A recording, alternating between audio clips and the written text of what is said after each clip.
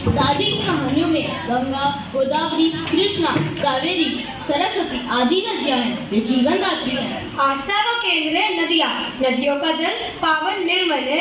आज नदियाँ सिकुड़ रही है। मानव के लोभ और नादानी की वजह से दूषित हो रही हैं। लुप्त होती नदियों को बचाना होगा। जल है तो कल है, इस बात को मानना होगा। आज हम आपसे जल चोर को मिलवाएंगे और पानी बचाने का एक सरल उपाय भी सुझाएंगे। कार्यालय में पीठ पीछे गुप्ता जी का सब मजाक उड़ाते थे। कुछ मित्र तो उन्हें मुंह पर ही उनके एक विशेष आदत के कारण मजाक कर लेते थे। गुप्ता जी भी कह देते थे, मैं आप लोगों द्वारा मेरा मजाक उड़ाने से नाराज नहीं होता हूँ। एक न एक दिन आप सबके दिल में देश के लोगों का, सारी मानवता के एक का विचार जरूर आएगा और आप भी मेरी आदत को अपनाएंगे। उनकी आदत? जी हाँ, उनकी आदत थी पानी बचाने की। वह पानी की एक बूंद भी व्यर्थ नहीं जाने देते थे और अपने साथ काम करने वालों को भी टोकते रहते कि पानी फिजूल मत बहाओ। एक बार कार्यालय में ही लंच टाइम में उनके सामने पानी बचाने की बात चल पड़ी। एक मित्र ने मजाक में पूछा, क्या आप अपने मोहल्ले में भी पानी के साथ अच्छा बर्ताव का उपदेश देते हैं? उपदेश ही नहीं देता, पानी बचाने के लिए मजबूर भी करता हूँ। फिर तो आपके अड़ोसी पड़ोसी आपको जलदाता या फिर जल कंजूस कहते होंगे। गुप्ता जी हंसे और बोले, वह तो मुझे जल चोर कहते हैं। अरे, क्या आपको अपने लिए ऐसा सुनना बुरा नहीं लगता? हमें कोई चोर कह दे तो मुझसे में उसका गला पकड़ ले। मैं समझ गया। कहते हुए एक मित्र ने कहा, मैं रोज देखता हूँ कि इनकी कार धुली हुई चकाचक होती है। ऐसा होता होगा कि गुप्ता जी अपने घर का पानी तो बचा लेते होंगे, पर दूसरों के घर का पानी चुराकर अपनी कार और अपनी घर के आगे वाली सड़क भी धो लेते होंगे। उसकी बात सुनकर गुप्ता जी को हंसी आ गई। बोले, हाँ, यह बात सही है कि मेरी कार रोजाना धुलती है और कभी कभी घर के आगे की सड़क भी, पर इसके लिए पानी कहाँ से आता है, कैसे आता है, ये जानने तो सुबह 4:30-5 बजे मेरे घर आकर देखो।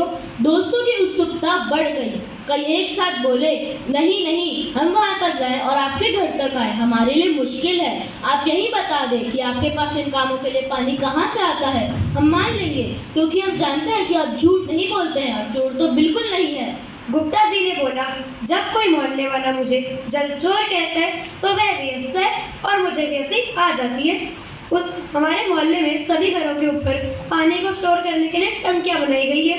उसे रोजाना भरा जाता है और फिर दरिया दिली से उसका सारा पानी सारे दिन इस्तेमाल किया जाता है। उसे भरने के लिए लोगों ने मोटरें लगवा रखी है। उसे चालू करने के लिए घर के लोग सुबह 4 बजे उठ जाते हैं, उसको चालू करते हैं और फिर सो जाते हैं। उन्हें पता ही नहीं चलता कि ऊपर की टंकी कब भर गई और पानी ओवरफ्लो होकर सड़क पर फैल रहा है। इस तरह पानी रुकवाने के लिए मैं घर घर जाकर कहने लगा कि टंकी के भरते ही मोटर बंद कर दिया करें। आपके आलस के कारण पानी और बिजली फिजूल ही खर्च हो रहे हैं। अपने देश में दिन ब दिन पानी और बिजली की ज़रूरत बढ़ रही है। यदि हम ऐसे फिजूल खर्ची करेंगे तो कहाँ से आएगा पानी, कहाँ से मिलेगी बिजली? कुछ लोगों पर मेरी बात का असर हुआ और वे अपनी मोटरें समय पर बंद करने लगे, पर कुछ बहुत समझाने पर भी ना माने। तब उस फिजूल बहते पानी को मैंने उपयोग करने की ठानी। आप लोग जानते ही हैं कि मेरे घर के आगे एक छोटा सा किचन गार्डन है। उसमें पौधों के कई गमले हैं।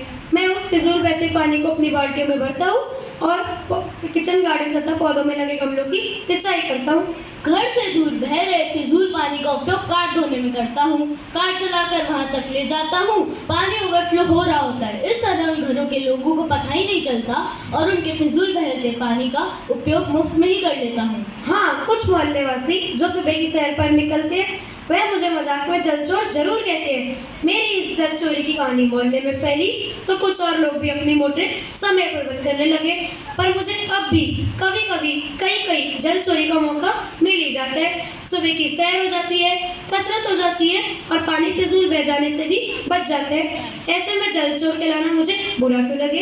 अब कोई मित्र कुछ नहीं बोला। वैसे दिन ब दिन गुप्ता जी खुश हो रहे थे क्योंकि अब उनका मजाक कोई नहीं उड़ा रहा था और पानी के बारे में कुछ लोग तो उनकी आदतें भी अपनाने लगे हैं। तो दोस्तों, समझ गए ना आप, बिन पानी सब सून। अतः हमें भी पानी बचाना होगा, व्यर्थ बहने से रोकना होगा। आज जल बचाएंगे तो अपना और अपनों का भविष्य सुरक्षित बनाएंगे। धन्यवाद।